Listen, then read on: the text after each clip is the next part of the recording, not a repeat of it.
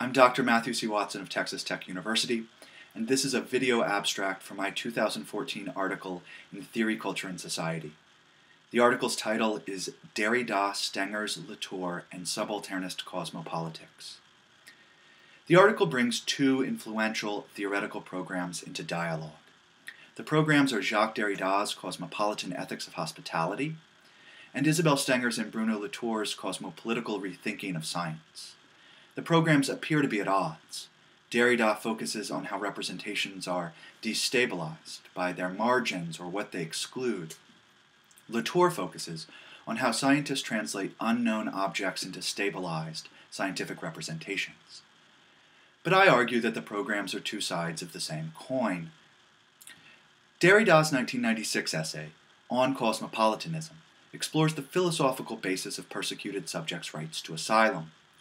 He focuses on Immanuel Kant's argument for universal hospitality. Kant's universal hospitality entails the right of a stranger not to be treated with hostility when he arrives on someone else's territory. Against the backdrop of France's crackdown on the sans-papiers, Derrida was advocating that cities become open sites of refuge for migrants and exiles. But he maintains that hospitality can't be enacted abstractly or universally. Hosts grant some subjects asylum and deny others. Acts of granting refuge are destabilized by their limits.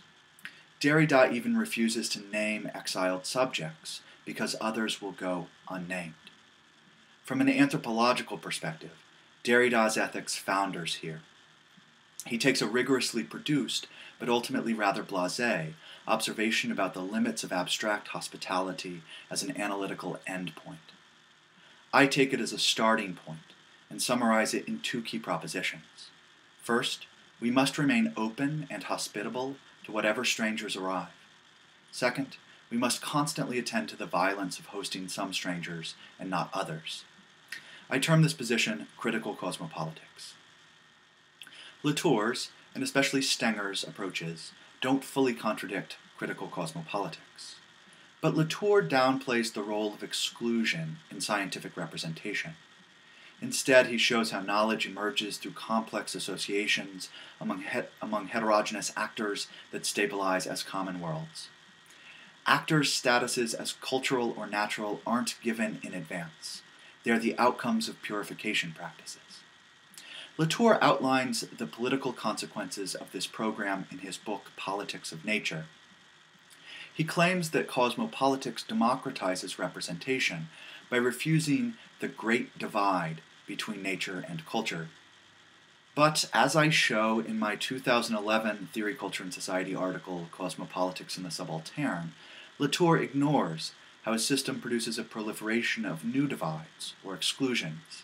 His empirical cosmopolitics divides those that cohabit common worlds and those that common worlds denizens do not admit on the basis that they can't cohabitate peacefully. It's my position that a more just cosmopolitics would require that cohabiting actors relay beyond their common worlds, laboratories, parliaments, or homes. They must risk listening to excluded or subaltern actors. My program, Subalternist Cosmopolitics, works on three levels. First, it's an affirmation of scientific curiosity about beings in unknown worlds. Second, it's an effort to open political systems to more generous constructions of what counts as a subject. And third, it's a methodological claim about ethnographic practice. Ethnographers listen as a practice of cosmopolitical care. In so doing, they open political and scientific institutions to claims that initially appear senseless. Here, Stengers offers inspiration. She overturns faulty assumptions that new scientific programs directly displace predecessors.